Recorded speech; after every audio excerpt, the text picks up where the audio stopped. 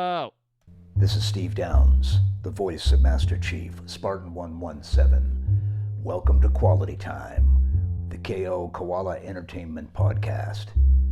Anthony and Skylar will take it from here. Master Chief, out.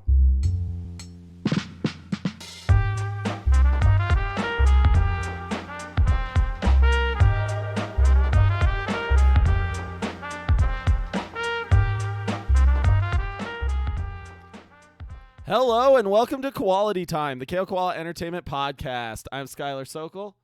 I am Anthony Nicolosi. And I'm Joshua Broncoli. Woo! Josh, mystery Josh appearance. And also today we have a very special guest, Kyra from EGD. Anthony, you want to give her list her accomplishments? Yeah, let me put it this way. Kyra could technically be the most underrated CEO in history. It may go down as such, Kyra. EGD, as some of you, actually, you know what? Josh, do you want to introduce EGD? Do you want to say how it's impacted your life? We've already had Ben Rubin, Mr. CFO, Mr. Dandy, currently in stream right now. If you're listening, by the way, we go live on Twitch. You're really missing a good one. There's 4 cameras on right now, and it's extremely good. Anyway, we've had Ben from EGD, and we've talked about EGD before. But, Josh, do you want to introduce EGD's fearless leader? Well, sure, I guess. Goodness, I'm not used to being on camera. You're doing great. No, I'm not.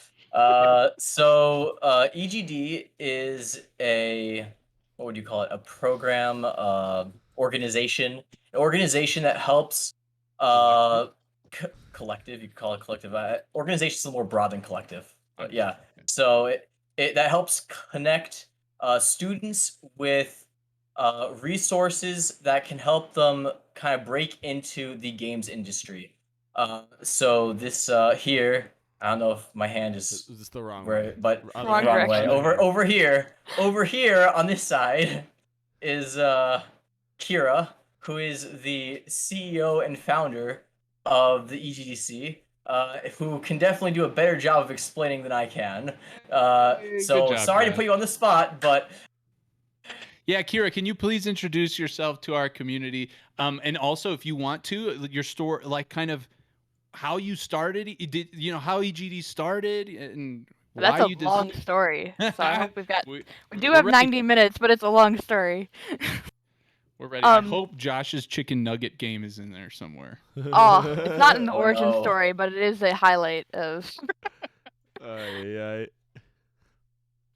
yeah, Right. I'm Kyra Wills-Umdenstock, and I'm the CEO and founder of the EGD Collective, which is a nonprofit organization that creates community, equity, and leaders of character through games. And in not advertising speak, we basically help a lot of college students find their way through college and discover what they want to do, whether that's inside the games industry or outside of the games industry in any field. As long as people like games, they're welcome to be in our space. Interesting. Okay, I didn't know that. That last part. Yeah, we're open to the public, so even for people that aren't currently in college, they're welcome to be in our space. We just mainly cater to college students. And also our definition of college is very broad. Like, we include trade school, anybody that's really studying after high school. Gotcha. So why did you decide to do such a thing? Why, or how did it start? Did you start it? Did somebody else start it and you took over? How did that work? So I started it, and it definitely didn't have as, I guess, noble of aspirations as it does now, back when I did start it. Originally, it was founded as a college club, or it was trying to be a college club. It wasn't exactly chartered through the school officially for a few years, due to a myriad of reasons. But I originally, when I was a freshman at Hunter College in, 2016, I wanted to start a game design club because I was studying game design and I knew that I wanted to find other like-minded people.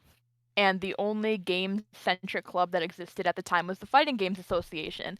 And I remember going down there as a freshman and walking in, and everyone was really silent and staring at their computers and just mashing buttons, and nobody was really paying attention to the fact that I walked in the room and then somebody won. People started screaming, throwing controllers, saying slurs, and then they finally noticed that I was there and they started staring at me like I was some foreign object because I was female looking, and I slowly backed out of there.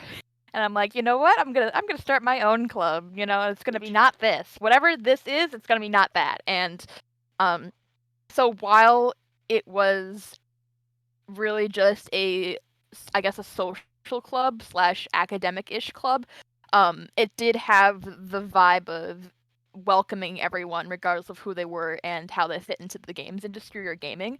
I knew that I wanted it to be an inclusive space, and um, that was a value that we had since the very beginning. In the beginning, there was just a lot of playing games at night on Fridays and sometimes Mondays in a random classroom. Um, and that's all we did. And then after like 2 years, that's when we really started to hone in on what exactly we were doing and started running workshops and running the game studio program. That actually started when we were still a club. But soon after starting programs like that, and then a lot of the other things that we do, like academic advising and helping students with financial aid and all of that, we kind of resembled a department more than a club, and that's when we really just started to morph into a nonprofit.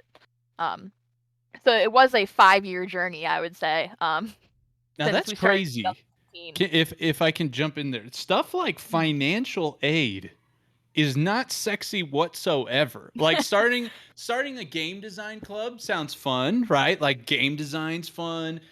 Playing not like you were saying, playing games with friends. What motivated you, and how did you execute that? Like, is that something literally you did? Did you get a team together to do stuff like that? Like that's, I don't know, that's some serious stuff. While I did have a team back when we were still a club, I definitely was the one spearheading most of those sort of initiatives. I kind of always see these different holes and what was missing, and I tried to find solutions to them. And so I noticed that nobody knew that we had game design classes at Hunter, so I started academically advising everyone in the club for free during my free time. I noticed that a lot of students were struggling with um, like mental health issues and things like that. So I like read up on all of the different um, programs that Hunter College had and where to direct people to, or like how to register with the Office of Accessibility if you needed disability accommodations, or how to change your major and all the other things that people weren't really telling the students. There's not really there's not good academic advising or really guidance of any kind at Hunter, and definitely it's in CUNY as a whole, but it's really, really bad at Hunter. Um, and that's for a whole other myriad of Yes. reasons, Yeah, oh, okay, including, yeah, sure. funding for CUNY. But um, because students don't have this guidance, and CUNY is like a majority of first generation college students, like they don't have guidance from their parents either, and so it's a reason why not a lot of students graduate, and so that's why we started taking on this and just figuring out how to help students. They'd come to us with a problem, and we would just figure out how to help them the best we could, with the resources that we had.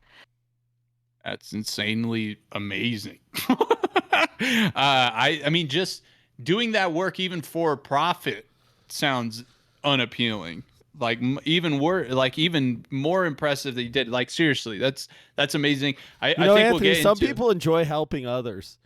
I can't relate. Just kidding. That's crazy. Now you mentioned for a moment that Josh has told us about when he was in there. There was this period of time where EGD wasn't like supported by the school, right? Like Still you, isn't technically. interesting. Like, Like, can you tell us a little bit yeah. more about that, and how do you navigate that? Because you guys still meet on campus, right? Yes. So in the very beginning, we weren't chartered. We weren't recognized at all by the school for 2 years. The first year, um, I didn't know that you could charter a club or apply to charter a club in the spring semester, so I was waiting until the fall, so my sophomore year, to apply. And then we got denied in the fall because the fighting games club existed. And at that time, you could only have 100 clubs on campus at once. Um, Mm. and they cited that the reason was for funding, but we basically just at that point, I found a lot of other clubs that were also getting denied for the same reasons, that were games adjacent or games related. Mhm. So the League of Legends club, the Melee team, the Dungeons and Dragons club, the Emerging Media club, we all kind of linked up, and we were just like, we're going to merge together into a super organization and try to appeal the decision. And so I was sifting through CUNY bylaws, just trying to find loopholes, and we tried to do the appeal, and they still said no after that, but we ran anyway thanks to the theater department. They had just gotten a new building because somebody rich and famous that ended up getting like a Tony Award or something went to Hunter and then was giving a lot of money back to their theater department, so they got a whole brand new building, and they hadn't finished moving into it yet. And so I asked the new chair of the theater department if we could use the space, and they had like an empty closet with a broken light that wasn't getting used, and like, can we store our stuff there? Because currently we were using the space for our events at night, but we were lugging TVs back and forth from main campus. Because if you're not familiar with Hunter, most of it is connected by sky bridges across like 68th Street, Lexington Avenue, but this Okay. building, since it was brand new, was separate. And it was down the street, but that was too far for a lot of Hunter students because they were so used to not having to go outside. It was very confusing. Yeah, and because so a just lot of trying to students find the didn't place even was know where we hard. were. But because it was so off the grid, nobody was using it yet, and so the theater department was like, yeah, sure, you can use the space. I basically sat down, I'm like, theater's a form of storytelling, games are a form of storytelling, we're all starving artists just trying to make it in this world. He's like, yes, I agree with you, VR is the way of the future, but as long as you can tell me that theater will always be the best form of storytelling, you can have the space. And I'm like, we'll agree to disagree. But we were able to run out of that building for almost 3 years before we outgrew the space. Just because we started like tracking like 100 students a night during our meetings, Wow. taking over 2 floors. And Wow. so the theater department was also slowly moving into the building, and so there was like, some clashing there because we needed space and they needed space, and it was their building, so we knew that we were going to get evicted eventually from the space. But one of the main problems was, even after you are recognized by the school, you can't get space for 3 years. Well, you can't even apply for space for 3 years. It's not guaranteed after 3 years. And it was 3 years of being a real club. And so in 2018, we got approved to charter. So that was about a year after after attempting to charter. And we found out not much had changed. We had $500 the school gave us for 500 students as our budget for the year. We had no space, so we were still running out of the theater department's building. And I ended up just like approaching companies for sponsorships and things. And succeeding. Yeah, I and was gonna succeeding. I Yeah. was gonna say, fast forward to today. We just went to EGD Con. Is that No, how you- Waffle Games. Waffle Games? Waffle Yeah. Games. We just went to Waffle Games. Tons of sponsors, but a ton of industry talent there as well. Man, I don't know. We heard G Fuel. Ben was telling us G Fuel even got Yeah, involved. that was your second Not- Waffle Game at G Fuel, and That's that was when we were still a club. So That's impressive. They are, from what I've heard, historically not like super easy to get sponsorship from. So I don't know. they actually approached us, so it was very Oh, interesting. interesting.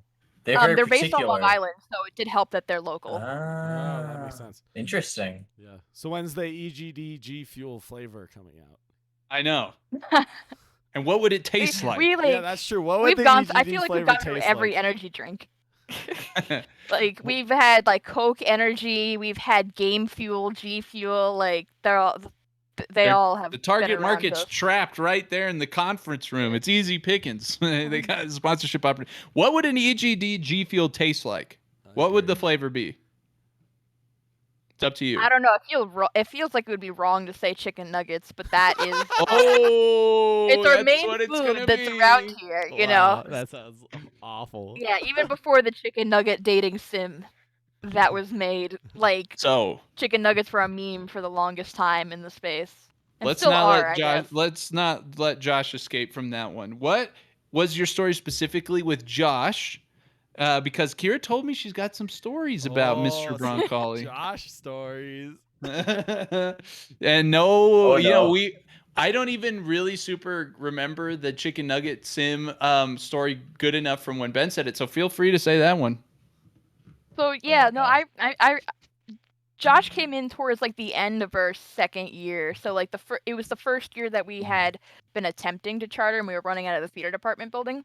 And he came in towards the tail end, so we actually just started doing workshops and things like that. And I actually have a video from then when I was for our first workshop ever. So it was the right now we call it Friday Night Mashup. We have usually 3 events happening at once, usually in the same space, and right now they're virtual.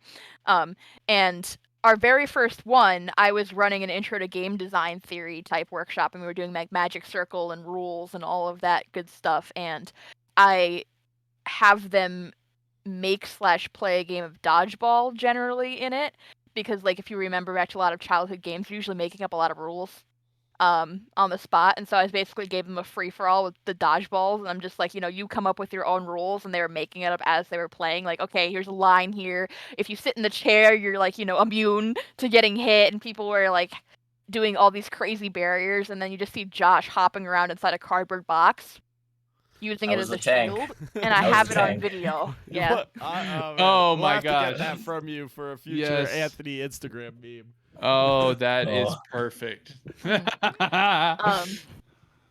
yeah, no, I remember he was in with the league kids, and that wasn't really my theme, but I knew of them and what was going on there because I was in charge of it, and in with the league kids. I'm a bronzy, so yeah, like I mean, back they then, didn't know yet, so no, even then, like we tried really hard to be an inclusive space, and so one of the things that we did was we had, as long as you had the time to commit to being on a team, we would make a team. So we had teams like for League, because it was like the most popular game, we had teams like A through G at one point. Wow. With A being like our varsity players, like, masters and stuff, and then G was like, we even had like unranked bronze people in playing in a team back then. But we tried to keep that going, and so we had specific officers to oversee like varsity and junior varsity, and then they called it JV2, which was like for like gold and under people. Okay. And that's what ran. But I do remember him coming in for the first time because of the whole Macaulay student meme. Wait, that what? exists. Is he? I thought you went to students. Hunter. I did. So Macaulay is like the honors. It's like the It's honors. like the high honors. Yeah. Mr. Honors. So there's Josh. there's like honors at Hunter, and then there's like Macaulay, which is like a step above, where like they you get free tuition and step above, quote unquote, a step above. Not like in terms of prestige, it is very prestigious. In terms of what you actually do, once you're there, it's more or less the same. Oh, that was the same as me. I was in an honors program in college where like you literally got into it, and then you took like one class a year that was ran out of the program. That one of them, it was ran by some lady who taught us meditation, and that was like what I did for my scholarship. So I get it. I've been in that. Yeah, no, it was. They actually had a lot of like. There were extra classes, right? It was a thing, and they were probably. I mean, for every class it was like an extra 20-page paper, just to tack on, which was like actually not that bad for me because I'm good at writing, but sucks for a lot of other people. You can be the judge of whether Josh is good at writing in our upcoming video game. Yes, you can be the judge. Yeah. No, but I mean, in terms of like, the difference between like the function, like the difference in what you get for being a Macaulay student versus being an honors student, is basically nothing. Much higher. No, it's much higher. Are you serious? I was a normal. No. I mean, what they give you for being a Macaulay student. Like, yeah, you get free tuition and for honors students you also get free tuition. No, we do not. Oh, we don't get free tuition. Oh, Josh didn't even know how good he had it. Yeah, you get free I'm wrong. I was under the assumption. And 2 years of dorming for free if you're a hunter. Wow.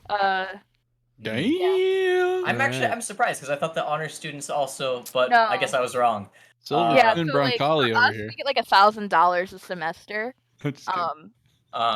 And then, which is like for CUNY, that's like a fourth of tuition because CUNY is very low tuition compared to the rest of the country. Yeah. Then like, oh, this is good. Yeah, and like we get priority for dorms, but we still have to pay for all 4 years. But well, yes. There you Josh? go. I guess I didn't realize how much better, like, in terms of stuff they give you. Well, Josh, you can go reevaluate your life can choices go based reevaluate. on this. I'm excited to I mean, see that does the paint it a little better. existentially updated They lied Yep. to Josh. us about a lot of stuff, so I mean, You missed it, but they gave you all a new lounge in the library. Oh. There's a Macaulay there's a lounge on the With new chicken Really? nuggets, floor, and man. It's, Yeah, huge. It's like takes up Wow. half the floor. Wow. All right, I missed let's out. And they reel gave back us your in. old lounge. Let's The talk about closet. some. Really? That place was kind of crappy. As much as I love hearing about Josh's college days, Yes, that's not what we're here for. Let's get into That's not what we're here some for. other stuff. Yeah, what do you got, Anthony? So, what's your favorite part about running EGD? Like, is it the interaction with the industry professionals, just helping people, like, which is probably maybe it. At this I don't think you were originally planning to include that option. I did but not. I'm glad you you know, did now. I thought it was going to be like G Fuel or the industry professionals. Those would Didn't be expect Anthony's helping people. two favorites as CEO. You No, can it's definitely like seeing the students like achieve things and get exposed to things that they wouldn't have if they weren't in the space. Like I definitely come from a place of privilege. Like both my parents have master's degrees. It was never really a question that I was going to college. Like it wasn't even an option. But most of the students at CUNY, that's not the case. And so even though we're in New York City as well, a lot of students don't leave like the 5-block radius of their house or apartment except to go to school and back. So when they first go to college, when they're a freshman, it's their first experience like meeting people who are different than them and experiencing things outside of like their like culture, really. And so whenever we bring students on like networking trips or to like conventions and things like that, you can kind of see like their eyes light up a little bit because they're kind of realizing that games could be a career. Like a lot of them haven't even really thought about what they wanted to do with the rest of their lives because they didn't know if they were even going to go to college. And so now they're sitting here as freshmen being like, well, what do I do now? And games is definitely not the first thing you think of because there still is a stigma with games as compared to other forms of media, and that's slowly going away with the success of like esports and like narrative-based games like Journey winning awards. But there's still a lot of legitimization that needs to happen before people start to really take notice. And so we do get a lot of students though that do know that games is kind of like a valid path, but they think that there's only two ways to go about it, and it's being good at art or computer science. And I get a lot of students be like, well, I'm shit at math and I'm not creative. I can't be in games. I'm like, well, that's not true. You know, we need our lawyers, we need our marketing people. You know, there's so much more to do in games. And so by taking them to these events, they get to see that. And it's just really, really cool to watch. That's so awesome. I'm curious. If you were to work in the games industry outside of what you're doing now, like if you were to work for like a video game startup company or something like that, what position, what would you want to do? Like what role would you want? Yeah, if they offered you any position you wanted. Right. So I actually work in events, and that's what I do for my actual paying job. Events? Is that what you said? Yeah, I work in events mainly and marketing type things, community management. Because I really do enjoy working with people, but I also really love the hecticness of events. Like everything's always on fire in events, and I love being in the background just doing that the entire time. But also the pre-planning is really cool. Like I love being able to like work with like the speakers and plan the schedule. I always loved making schedules. I see. So some side of community management role would definitely be what you would want. That's cool. That's really interesting. Ben told us that you had a background, maybe it was just an interest, but I thought he said like even maybe some education in audio. Is that true? Yeah. So originally I went to school for my undergrad for video game design and music composition for games. And so I was doing sound design and music composition, but that kind of like flipped the more I worked with EGD. Like I kind of realized just how much I do enjoy working with people. And so that kind of morphed a bit. I do sometimes make music on the side for fun still, and I participate in game jams sometimes to like flex those muscles a little bit. Cool. But yeah, originally when I was applying to schools, I was applying to all the music schools. I was auditioning. I was doing the whole 9 yards when it came to music composition. And I still did study it up until senior year. Like I took like graduate level music theory courses for fun, and stuff like that. I am a giant nerd on top of it, so I was always like, I think I took like 6 grad classes by the time I Music graduated. theory is the shit. It Yeah. is. I love music theory. All the music majors like hate it. Like they take it as like they consider it like their math, Really? like like how they have to like Yeah. do it, and they just love performing. And I'm like kind of the opposite. Especially classical musicians. They hate music theory the most. Yeah. It was always very apparent that they didn't want to be in the music theory classes, and I'm just sitting there like, this is fun. This is like musical note Sudoku. But Yeah, I took the music theory high school elective 3 years in a row because it like kept counting. and I What? loved it. Oh my Yeah, god. I took it 3 times, 2 times with the same teacher, but I just like I also got access to the Allegro, I think is right. The Allegro, it's like plays the music you notate or whatever, right? Yes, Yep. And so I just at the end I was just jamming on Allegro. I was like, I already know this shit. I have the answers from last semester. Oh my these god. these minor This is thirds the are most dope. Anthony though. thing I've ever heard in my life. Holy crap. So do you play an instrument? yeah, I kind of used to really play most of them. I haven't had much time to really keep up with it, but I do own all of my instruments still. I played cello since I was 9, and that's what I played all throughout high school. How many times have you played the and Halo theme on your cello? Oh my I have never actually played it. Ooh. I was never really into Halo or That any means of like life- I'm not really like a shooter game. That's thing, fair. so We'll I- get I- there. I We'll have get played to the that. Skyrim Same. theme though. Oh. Yeah, I actually played the Skyrim theme for my addition to Hunter. Let's That's go. amazing. So cello and then anything else? I can play bass guitar. I picked it up because I thought it'd be easier since it's still bass clef. And then I had Sweet. to learn piano for being a music major at Hunter, Figured, yeah. and that's what made me drop the music major at Hunter. Because my hands are very tiny and I can't use 2 hands at once. I'm very much a strings player at heart, I would say, after all that. But I like played like the clarinet until I was in 7th grade. From 3rd to 7th grade, I was in choir for the longest time as well, and I was in choir at Hunter for a little bit just to keep up with music when I wasn't really taking any music classes because it was like 1 credit and a free Cool. A. That's so But- funny that you say that you quit music because you had to use 2 hands separately on piano. I play piano. My main instrument's saxophone, but I play some piano. I've like taught myself piano, but I recently decided to learn violin, and I feel like the 2-hand separation on violin is way more complicated than the 2-hand separation on piano. So I'm very surprised that you thought that you couldn't do 2 hands separate when you could do a string instrument. It's so interesting. I don't know why. I think it's also just because my hands are really tiny, and so I don't could really see have. that I being can't. a big piano Yeah. problem. Yeah. Yeah, that would make it Yeah. very hard. Like my pinky on this hand is actually double jointed now because of how much it had to stretch for cello when I was a tiny Oh my 9-year-old child. Crazy. So like, That's pretty dope, though. So, all right. On to you mentioned that you're not a shooter gamer, so we gotta know what top 5, 3 to 5 favorite video games. okay, I've got 5. Okay. Whenever people ask me my Oh, favorite you're, game, You're I'm primed like, and ready. See, this She's is how you know prepared. she's a CEO because she already has. She's Has ready. her answers No, ready? people always ask me what my favorite game is. I'm like, I can't pick one because they're all different. That's why we always They're ask very 5. different genres of game. If I have to pick an all-time favorite game, it's probably Civilization 5. But I also love Beat Saber with a burning passion. Wow. Wizard 101 has been my long-standing game from when I was younger, and That's it's kind of amazing. permeated my entire life. Does that still exist? Yes, it does. It Oh does. my It god. still exists, and they just got bought out by another company, and they're going to start making their like really like pushing development again because they have been Wow. developing. 202.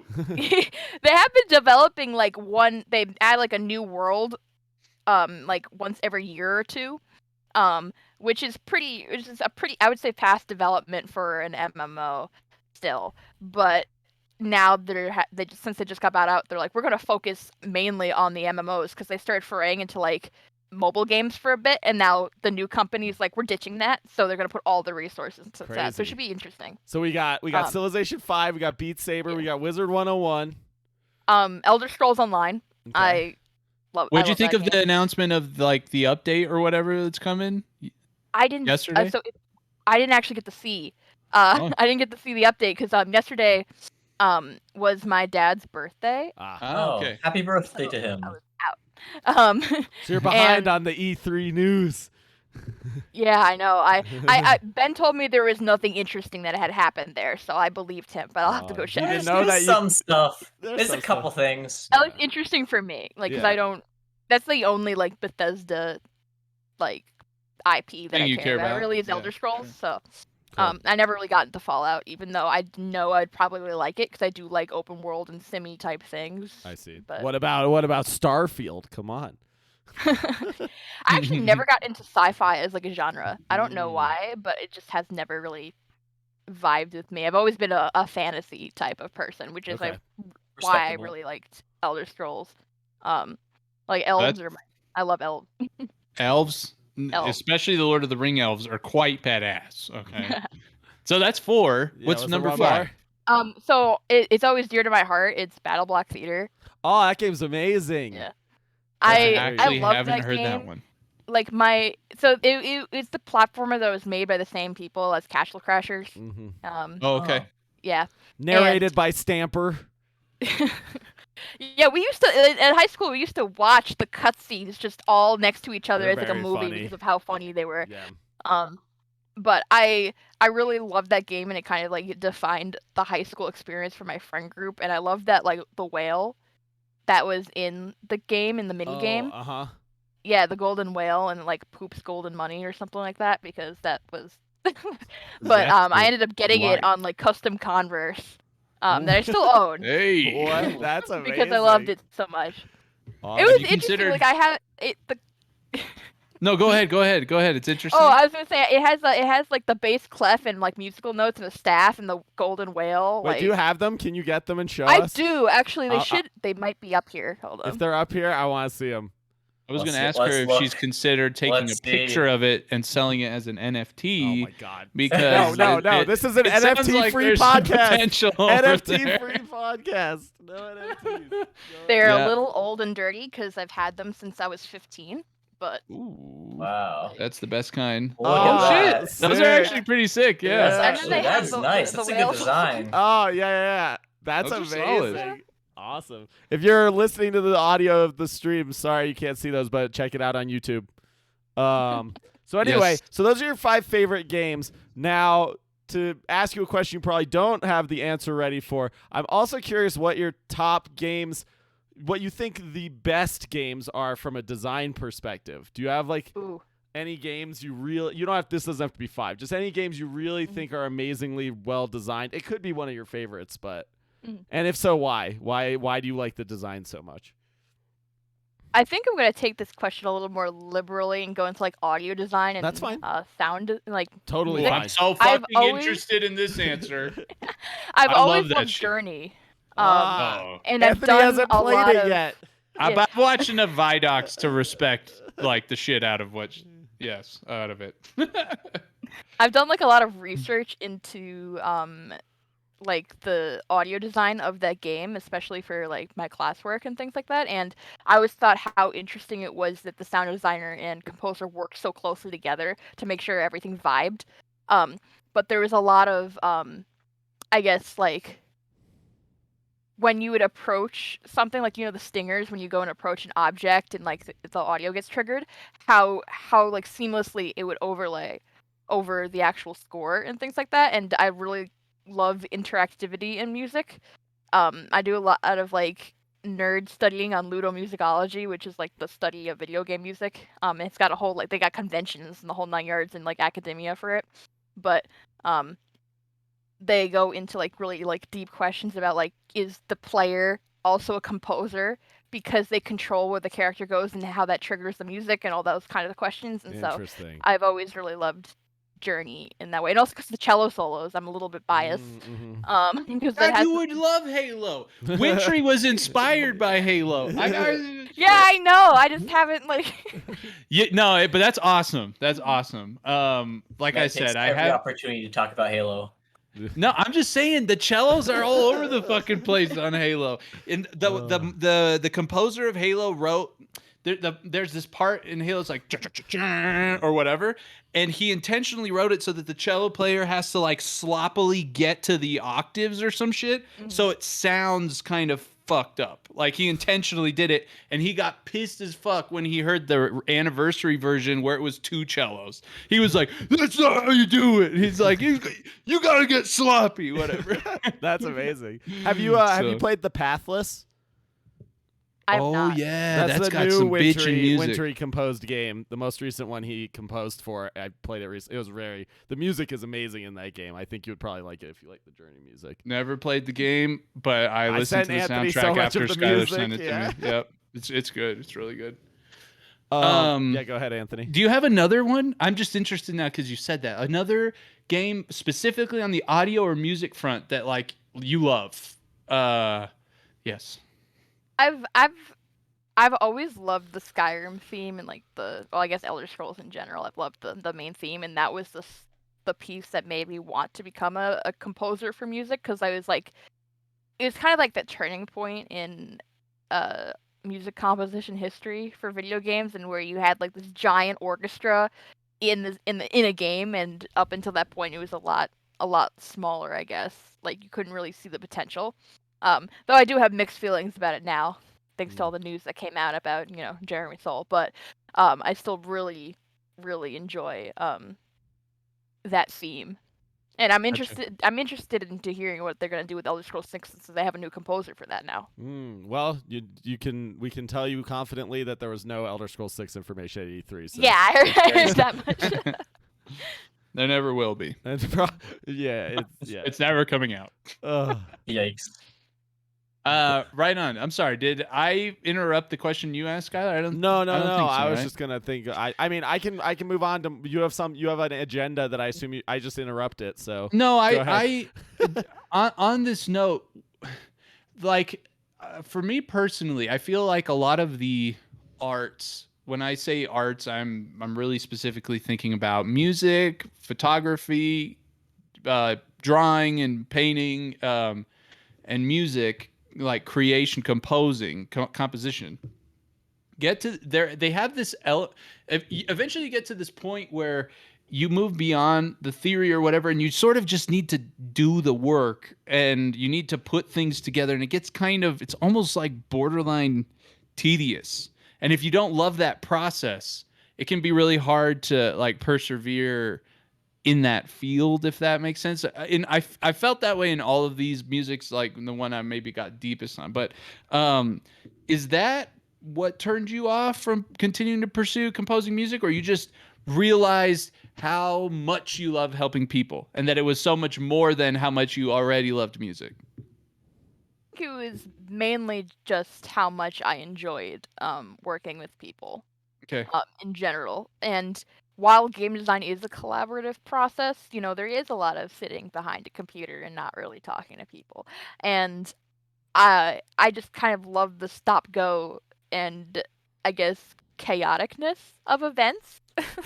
And while things can definitely get chaotic in AAA when you get into like crunch mode and all that, like I don't think that's a positive type of chaos. Whereas, even though events does have a little bit of crunching involved, like it's for a lot less. It's a lot shorter time period that it's not unhealthy to do that. So that's fantastic. I have a set of questions really more geared towards your perspective on certain things in the industry, especially since it's clear that you have some industry connections. You have some observations of, I'm sure, people moving from the collegiate side of things to industry, et cetera, et cetera. Let's start on crunch specifically. Crunch is an interesting problem. It's, in my opinion, it's not as easy to fix as it may appear on the scenes, because game development has this element of like, it's just fun as fuck. And you might have this almost like, talking to specifically this animator who works in a AAA studio, he was saying there's times where out of pure enjoyment of the work, he's working 14 hours. Like he just loves animating the thing he's animating, and he just wants to keep doing it. What do you think about crunch, generally speaking? Especially, you just mentioned this events crunch, which my guess is you find somewhat exhilarating sometimes with dealing with the fires. Like, wow, it's like crazy and it's kind of fun. I don't know how can game development completely eradicate it, or is it something that's like inherently sort of mixed in messily with the whole thing, in your opinion? It's honestly like a multi-fold issue, just because in game design it's a lot more complex than events. In events, no matter how much pre-planning you do, something will always go wrong the actual day of the event, so you're always going to get that chaoticness of the day of. But like with like game design and game development, like project managers are supposed to be keeping it so you don't get into crunch mode, and crunch happens usually when something goes wrong. And obviously you can't always affect for everything that goes wrong, but that's when release dates should maybe get moved, or like sometimes it's impossible because you're working with the client, but maybe that's why it's such a complex issue, because like you could there's only like, when you're a project manager, there's only so much you can do, because you're usually answering to like a publisher or like investors, or you don't have a budget to hire more people, or all these different things,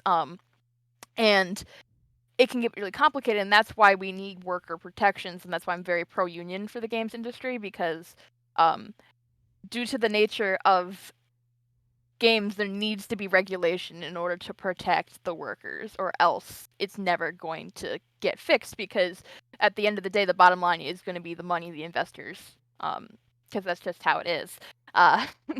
But I think that also because games is such a passion industry, like it is very similar to the arts in terms of being a passion industry, or like the film industry. Like, people are willing to work a lot of hours for very low pay, and if somebody says that's not cool, there's always like 10 other people waiting in line for that job that will do it for less money and will put up with it, just because games are such a fun thing to be a part of. And like a software engineer, like I remember on Twitter like a month ago, like the game salary thing was going around again. Like, a software engineer easily can make like 6 figures in a tech company, but in games, like, we see people fighting for 40K. And it's for a senior level position, and it's kind of insane. But there are people that'll do that, and even in esports, it's pretty bad. I've seen some very bad contracts when I'm doing interviews that I'm just like, excuse me? Like, I remember this one contract. It was for a college that was starting an esports program, and they needed a director. And they basically said, we want you to run our entire esports program for $1,000 a month, but that's also your entire budget. So whatever you don't use What on the the program is fuck? your take-home What? pay. Not to mention that, That's like, it like esports Goodness. is very similar to normal sports. Like, yeah, you need like somebody at the top that has a high level of knowledge, a broad level of knowledge of many different sports, but those people usually can't coach every single sport because they're all vastly different. Yeah. And esports games are no different. And so whenever I see those, I'm just like, but somebody got it and they were doing it. Like, I kind of slowly backed out of the interview when I heard that, but I found on LinkedIn the person that ended up taking that job, and they did leave after their contract was up after a year. And I could see why, but like, there's always somebody that'll do that, and that's why I'm so pro union when it comes to games. That makes sense. That's an awesome perspective to have. For my opinion, I'm all for power to workers and stuff, and I feel like there's a difference in a passion industry of like letting people work passionately and forcing people to work long hours. You know what I mean? Yeah. Like, just because Anthony's AAA friend likes working 14 hours, there's a difference between being able to do that voluntarily when you want to and being required to do that for a prolonged period of time. Yep. Exactly. Especially with these new games where you have like Fortnite, for example, crunch never ends because there's always Right. another release These date. games like, as a service kind of Yeah. models. Totally true. Now I'm happy. It's interesting. Maybe because the examples I was literally about to spew out, are within Microsoft, and Microsoft's maybe got more. I don't know. You can get in trouble at Microsoft for crunching your people more, maybe because they're more. I don't know. But like Mojang, they just had this like Ask Mojang, and they were working like 32 hours a week. They said, and that there's like a day of like just messing around a week where they just like mess around with ideas and stuff. Those. That sounds really cool. But I'm going to stray from I wanted to get back to actually what you just said, because I was going to ask you, what are some of the craziest horror stories you've heard of from either people you interact with, things you've experienced yourself regarding like industry related management or projects or anything like that? What you just described about that ridiculous esports contract's a perfect example. Have you, like, someone once told you, I don't know, I crunch 12 hours a day, 7 days a week or more, like, So, I've done a lot of reading when it comes to crunch and things like that, and I'm gonna stick to stories that are a little more public because they're Sure. not my No, that's stories to fine. tell. Yeah. But I've definitely heard of people working 100-hour work weeks during crunch. People have gotten PTSD, ulcers, have broken down crying in closets, haven't seen their kids in months. There's just like so many stories out there about how crunch wrecks people.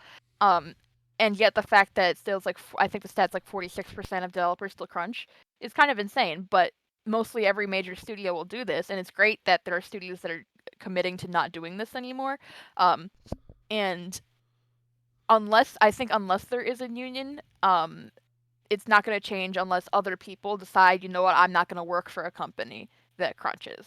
Which realistically, that's probably not going to happen because everyone wants to break into the game industry, and it's super hard to do that.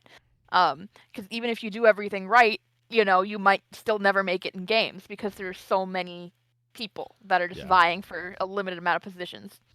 Yep. And it gets worse if you're trying to get to junior roles. Like, there's almost no junior roles that are ever open. Right. I actually just read about a video game company, they weren't named, in California, who's like amongst the executives, the person who writing it was not part of this company but was talking, if you will, with their executives. Their strategy, their recruiting strategy, was hire people straight out of college, entry level people straight out of college or like equivalent, at this like ridiculous pay, work them at 120 hours a week until they got burned out, and then swap them. Like I've find totally another heard person. stories like that. Yeah, it's fucking Crazy. Anyway. Well, I'm gonna interject here with a lighter note question before Anthony gets back into the hard hitting shit. All right, just this is my favorite question to ask any human ever. It's just something I like asking people. What's your favorite food and what's your favorite animal? My favorite food is ice cream. Doesn't matter what kind. I love them all. I would even expand that a little bit to just iced desserts. Okay. But Interesting. I do love ice cream, gelato, any of that stuff. Doesn't matter the flavor. I pretty much like almost all of them. And then my favorite animal, it's a little bit hard, because I do have a few. I accept multiple animal answers. That's fine. Okay. Multiple And they animals. can be like fused animals, like if you no kinda feel fused animals, real animals cow only. with No, a no, lion. no, No chimeras. no chimeras. Yeah, no, here. no. So I've always loved like lynxes. Mhm.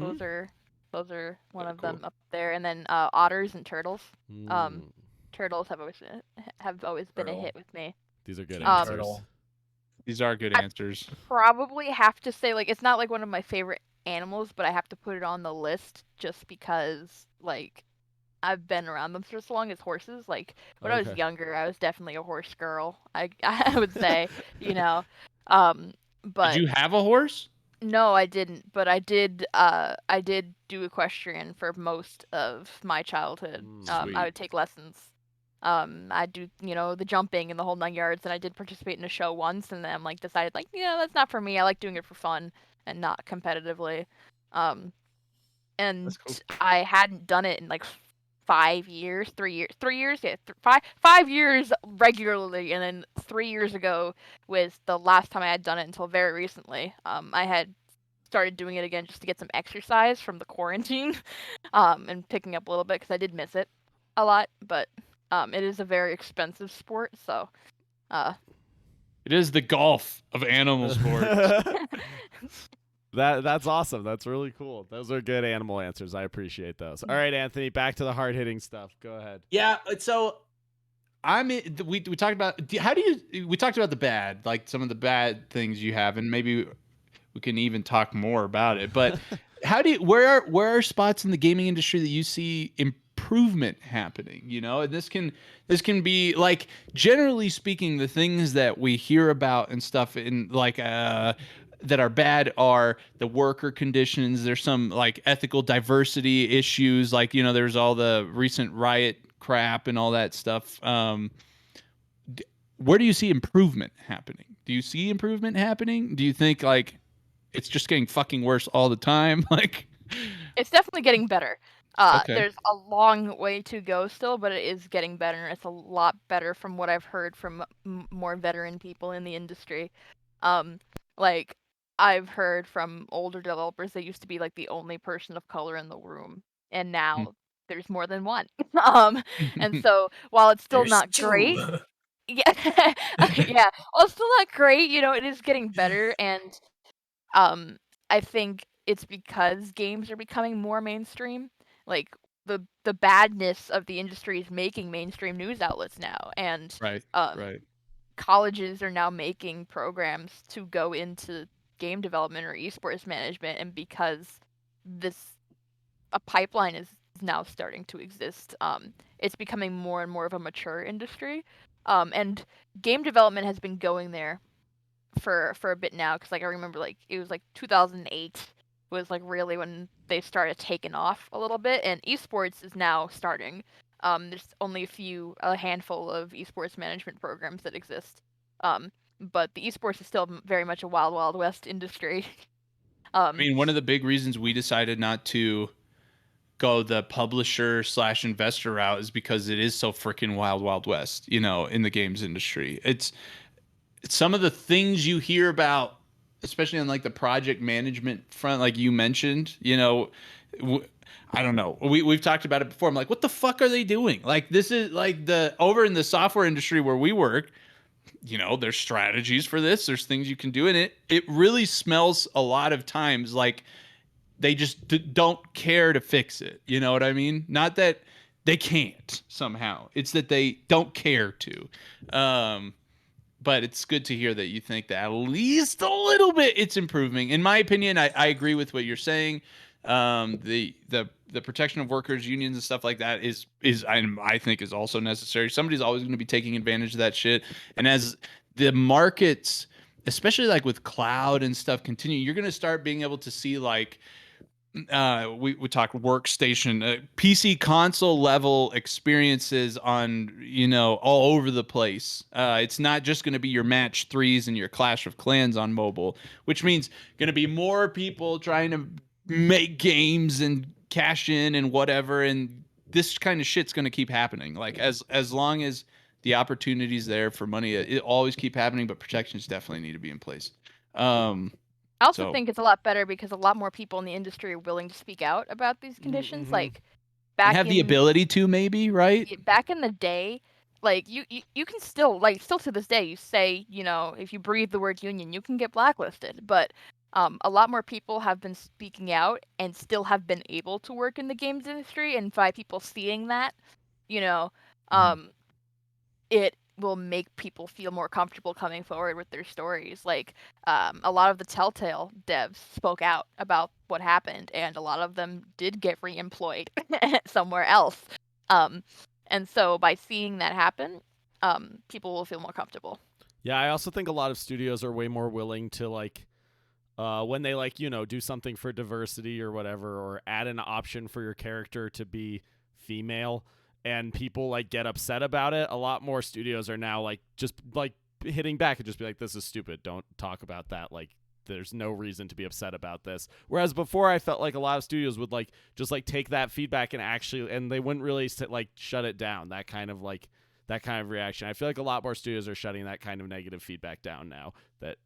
Actually defending their decisions to be more diverse or more whatever. Yeah, I believe actually women 18 to 34 actually are a higher percentage of gamers than teenage boys at this point. That was the latest stat that was out. I just saw an ESA stat related to that when the PS1 launched, Sony said that 19% of the player base was female or something, if I remember this correctly, and that now it's 46% on the PS5. So that's awesome. Obviously, it's been a while, but yes. Yeah, a lot of people, when they hear that stat, they're like, "Oh, it's just the Candy Crush players," and we're like, "No, it's not." And while I do believe that, mobile gamers should be considered gamers because they're all games. If people feel like they need the legitimization of pew pew games in order to call people gamers, that's, the stats are changing there too. So. Yeah. No, totally true. And we've seen that recently with Valorant having female only tournaments and stuff, esports tournaments, to try and give females the opportunity to get onto actual esports teams after that and stuff. So it seems good. The game industry is definitely pushing for good things in some places. Right on. All right. Next interlude question. This is our I think it's time, Anthony. So why don't you ask the big one? Yeah, the big one. All right, big Kyra. Question. All right, Kyra. So, if one of these foods, you can only choose one of the subsequent foods, the other one ceases to exist, never ever existed, you never got to experience it, you'll never get to experience it again in the future, and just because it's you, I'm going to throw in the wrinkle, nobody else got to ever experience it, nobody else will ever get to experience it. Realize you're impacting other people now. Would you choose pizza or burgers to exist? Ooh, people are going to be mad at me for my answer. I know this. No, we have people on both sides of the argument. Specifically, either me or Anthony. One of us will be mad at you. I'm the most in the middle on this one. I won't be mad at you no matter what. I don't know. Ben will probably be mad at me for my answer, but I'm going to say burgers. You keep them? You keep burgers? I get rid of them. You get rid of burgers. Oh, you get rid of them. Ah, yes. I believe that's what Ben said as well, right? Yeah, but you guys all live in New York, so I'm in my head I'm saying, well, maybe they've had great pizza. It's just maybe. So no, the answer is yes. We've had great pizza. New York, but what's the best pizza place in New York, in your opinion? I don't know. Top 3? Top 2? See, one pizza place you enjoy? I'm picking pizza, honest, but I'm not picky about my pizza and where I get it as long as it's in New York State, and so because of that, I don't know where I'm getting my pizza from. Why? Is it because of what was Josh's sister once told me? It's the water here. Our water is so good. No, yeah, it's not that. It's not. That's like an urban legend, right? Really, the thing is that there is a long history of Italian American culture in Brooklyn from which good pizza has spawned. It's probably true, but I find that a lot of pizza outside of New York State is really bready and cakey, and it's not supposed to be that way. It's kind of like if Pizza Hut was worse. Interesting. What about Chicago deep dish pizza? Have you ever had that? I have not, actually. Interesting. Okay. I've never been to Chicago. I'd be curious on your opinion on that. Ben is in chat saying the best pizza place is the one down the block at all times. Kyra just has shit taste. He says, I've seen what she eats. Again, I don't live in Brooklyn, Ben, like you. Okay. All right. Well, that's a good answer. I like it. This is true. This is a New York trend for sure. Josh Martin also said pizza, wavered. right? He wavered. But he chose burgers in the end. Oh, he did choose burgers in the end. Yeah, probably because I wasn't there to represent pizza. That's true. And probably because he's fucking 270 pounds, 6'5", and he needs some meat. You can get meat in a pizza. Yeah, but Exactly. not a burger amount. But like, my issue, Kyra, is that at least all the pizzas I've ever had, they're just like bullshit appetizer food. It's basically like a big breadstick. And to your point of like it being a lot of bread, it's like a big breadstick with a bunch of cheese on top, and sometimes they throw some meat, but it's shitty meat. It's like. I don't know He what lives in pizza Colorado. places you're going to, Anthony. There are good pizza Yeah. places even here The best pizza places I've had are where you've got like just thin crust and you can like blaze pizza, right, Skylar? And you can just like load it with all the toppings you want. So really at that point, it's like the thin crust pizza is really just a delivery mechanism for the meat I've loaded on I mean, top of all it, a burger you know what I mean? is Yeah. a delivery mechanism for the The bun. Some buns are good. meat. Some buns are good. No. And you get some smush, you get like the meat like I mean, I choose burgers, but I don't see a very good I'm not arguing hard for it, just for the record. When you come to New Yeah. York City, Ben says in chat that you guys are apparently taking me to get some Oh, I pizza. want to go We on are that. going to I'm we're going coming to to give you a that. tour. Yes. We're gonna have different stops for different Apparently, kinds of pizza. Kira needs to come on that tour as well, because Kira is invited. Let's Yeah. go. Look, I will go on food tours all the time. All right, Yeah. good. Yeah. Okay. So anyway, what do you got next for us? We're coming in on the last few questions, I think. So what do you got for us, Anthony? I think at this point, I just more want to give the floor. Is there anything, EGD right now is mostly in the U.S. and Canada. Is that correct? Yes. Okay. Yes. How does a person go about two things? What if maybe someone like I'm looking kind of at Sato? He's kind of crazy, like he might do this, but like he wants to go to a school that doesn't have EGD yet. What should he do? Should he DM you and be like, I want to get EGD in here? How do you either join EGD at your school or like get EGD at your school? What can you do? So, we kind of have two different versions of membership. We have like the individual level and the school level. And so individual is always free. And then there's like, donation paid tiers of that afterwards. But most of what we do is just in our Discord, so joining the Discord and you automatically will get all of the announcements ever about all of the events that are happening and the different services that go on. For example, we have our support service coordinators, and they are the ones that help with financial aid and transferring to a community college or balancing your schedule or help by failing a class. What do I do? All the way to more serious things like locating a Title IX officer on your campus or reporting something to the police. We pretty much will do anything that helps students focus on their studies. And then we also do things like research assistance, like if students are doing a project for like a paper for like a core class, we can help them turn it into a game paper. We've got a lot of experts on sociology of online communities at this point, and people that have written papers on League of Legends. So we can help out with that too. Right and on. then for EGD as on the school level, we have two ways that can happen. One is a club out of school.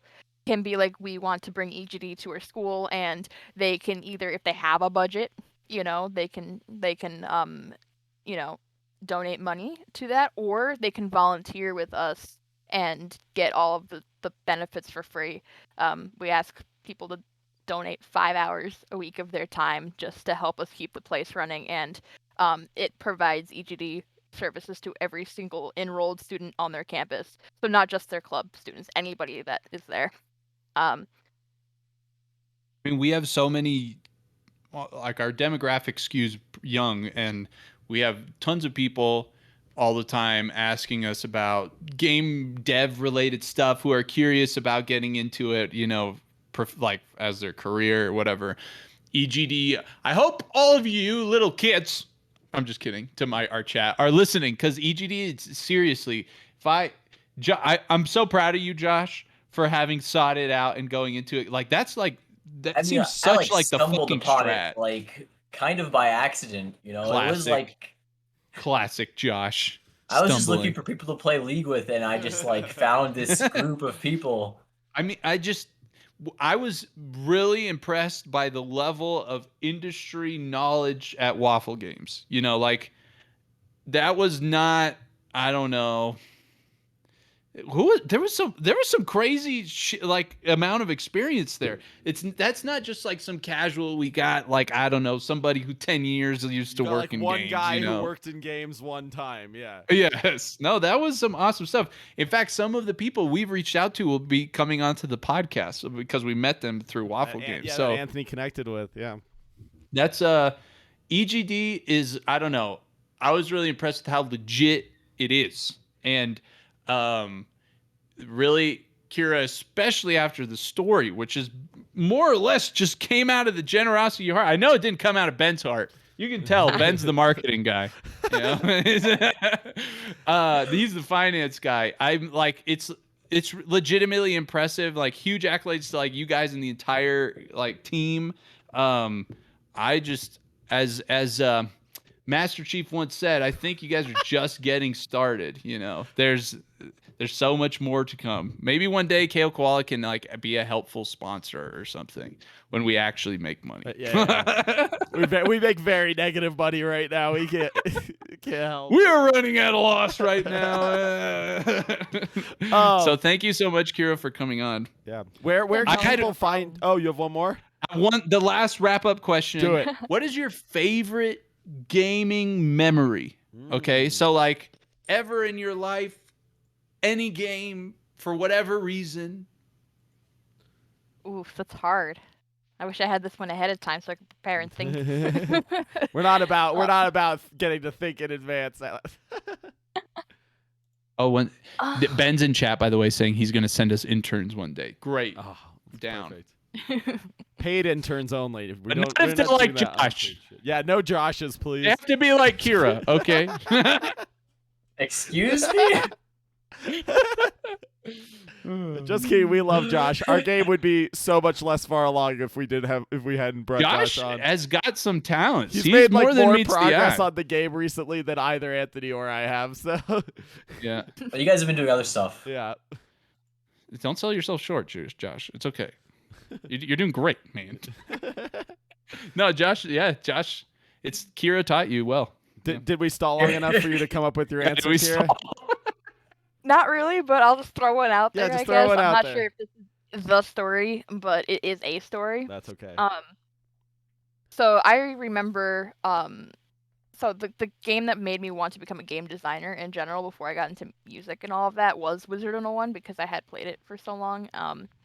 And I ended up starting this magazine, like this fan magazine for Wizard 101, and I ended up like publishing it on Facebook pages, when I was like 13, 14. That's amazing. And running it for like 3 years. And through that, I ended up connecting with a bunch of other people that played the game outside of the game a little bit. Because since it is a game aimed at kids, it's very hard to connect with people because they add 8 million blockers, so you don't share personal information. But we were like throwing like, the MMO style, like, throwing in-game parties and events and relay races and all those kinds of fun stuff. But I ended up making a friend on there that I still periodically talk to. Like now it's like once a year maybe, because we're now both old. But he was like, I guess, the first version of an internet friend that I had, like back, and so it was really cool to like, from when I was like 13 years old, and then we kind of like grew up together almost, because like the last time I talked to him, like, he's a year younger than me. And so I remember like when I got into college, he was talking to me about his SATs, and things like that. He was always like step behind me, and so it was just really cool. That's awesome. That's awesome. Yeah, that's so cool. So where can people find you if they want to find your stuff, if you want to plug any social media, and also where can people find EGD's information? So you can find me everywhere at XenJade, XEN Jade. There's a dot in between Zen and Jade on Instagram, but everywhere else it's normal. And then damn, EGD. I missed you on that. Dang. It's okay. I'll and get then you. EGD is just EGD Collective on every social media ever. Cool. Our Discord link is just discord.gg/EGDC because we got that nice vanity URL. Nice. So you can always drop in and do that. All right. That's awesome. Thank you. Do we have a Patreon question for today, Anthony, before we wrap up? Yep. Let me see. It would be cool Hopefully to. a short one. I'm in the wrong. I don't see wrong any. Chat. But I missed one. Hey, this is Marcus, and I've been the first one on the Discord ever, and I make video for you guys. And I was wondering what Skylar's favorite food is. Oh, okay. I mean, I can answer this, I guess. My favorite food... I think we all need to answer. Starting well, with Kyra Skylar. already answered, so Kyra's good off the hook. Well, she's... Did you? Yeah, I you asked did. I asked my most important question. Yep. Oh, all right. My favorite food... like if I had to pick just one food, I would probably say sushi, but overall my favorite food is Japanese and Korean food. Pretty much like everything that lives in those two categories I love. Both for cooking and for eating. Interesting. Yeah. Also mushrooms. So mochi ice cream. Fucking love mushrooms. Like prepared in a certain way? Any preparation. Dude, dry mushrooms, like the ones they sell at Costco, are fucking awesome. Yep. I'll take them over like Cheez-Its or Goldfish or any shit any day. They're very good. Anyway, those are my favorites. Joshman?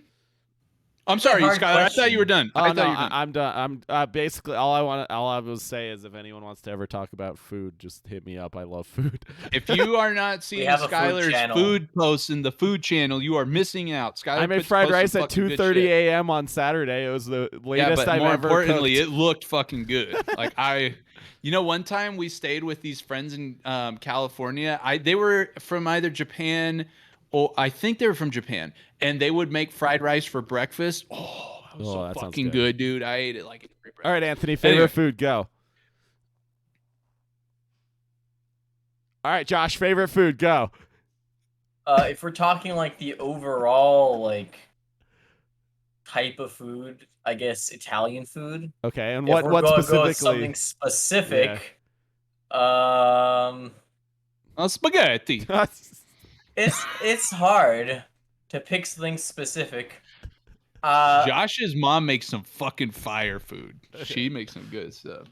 I might have to disagree with you on that. Whoa! all right, move on. I'm incredibly critical of my mother's food. No, she knows. Move on. What's your favorite specific Italian food? Don't talk about that. My favorite specific Italian food is maybe eggplant parmesan. Okay, sweet. Yeah. I mean, I would have picked a cannoli, but fair enough. Cannolis are great, but I thought when I talk about favorite food, I leave dessert for a separate category. That's fair. Gnocchi with like chicken, saltimbocca, like some prosciutto, some fucking basil and shit with like that good like butter sauce. What are you doing? I like Josh? that when you said prosciutto, your like South American accent came out. When you were like going Italian, it just sounded like you were Argentinian. I mean, as I recently found out in hunting Hitler, there's a lot of Italians and Germans down in Argentina. Anyway, I think, the reason why I'm struggling with this is because my favorite food to eat is like an Argentinian asado, where you've got like steaks and morcillas and all that kind of stuff. But that feels cheating because there's a lot of stuff, and I wouldn't choose it if I had to eat it every day alone. So if those are considerations, I'd probably go burger. I figured we would end at burger somehow. You would. I'd probably go burger. You can fucking have that anytime with variety. It's delicious. You can. Your heart might not, but you. Yeah, can. we'll find out how much of a. All right. Well, cool. Anyway. That was a good Patreon question. Yeah, your Patreon questions don't have to be like games anyway. Anthony, tell us more about Patreon and where people can find us. You can find info about our Patreon and about our studio and all your good desires at koalaentertainment.com. You can also find links to all our social media, especially our Discord, where let me fucking tell you, right now, first of all, when you join, you're going to get this sweet less than 5-minute video breaking down everything you can do that I work fucking hard on. You will love it. And it breaks everything down, including this game that plays into the lore of the universe of our upcoming game for PC and Xbox, which, let me just tell you, okay? There's an update coming to it that is blow your nuts off cool, okay? It's that cool, TV gaming, because this is how TV describes updates. And The update coming after that someday could legitimately change some of your lives. Okay? That's all I'm saying. In 10 years, the time investment you put into the Discord experience could really pay dividends in your actual real world life. That's all I'm saying. It can also pay dividends now because you get more giveaway entries and can win money right now. No, that's absolutely true. At level 6, you get auto-entered into our giveaways, tri-weekly giveaways, which guess what? By the way, I actually forgot. Thank you for reminding me. Outside of the $25 giveaways cards we're doing a giveaway today. We're rolling a Discord giveaway today. So, yeah, you're missing out. Choice of $50 gift card plus your choice of merch. Oh, it's glorious, and we love giving it to you. It's the 1 ounce of Kyra we have in us, in helping people. Anthony, this is why Anthony runs the money part of the company and nothing else. No, I'm just kidding. Yes, so come in. We love giving you guys free stuff. Yes. Links, Patreon's included there. You get a bunch of perks. Thank you so much, sincerely, to all our patrons, especially those here in the chat right now. Thank you so much for helping us beat our first goal, and we're actually like halfway through to our second goal. You guys are awesome. Really appreciate it. All right. Thank you, Kyra, for coming on. You are awesome. You are actually awesome. Not just fake awesome. You are really awesome. EGD is awesome. If you are even considering it, you go check out the links that Kyra provided. Go check out their Discord. It sounds like that's the central hub to be. You're going to get everything from there. Yep. Yeah, thank you so much for coming on. I echo everything Anthony said. It was great talking to you. You're very fun and interesting to talk to. And yeah, maybe we'll have you on again sometime for sure. Maybe we'll have you and Ben on and have you debate video game topics. That sounds like it would be a fun podcast. I think they need are to debate good at pizza. arguing. I kind of got that feeling. So, all right. Anyway, thank you so much, everyone, for listening. Any last words, Kyra? Join our Discord, please. Yeah. Hey. Nice. Same with us. Yeah. Join our Discord too. If you want to join 2 Discords, join those. Leave all your other Discords. Join those too. Yes. If you have Nitro, now there's 200. You have no excuse. Oh, that's true. Oh, very true. Yeah, the limit's up. Yeah.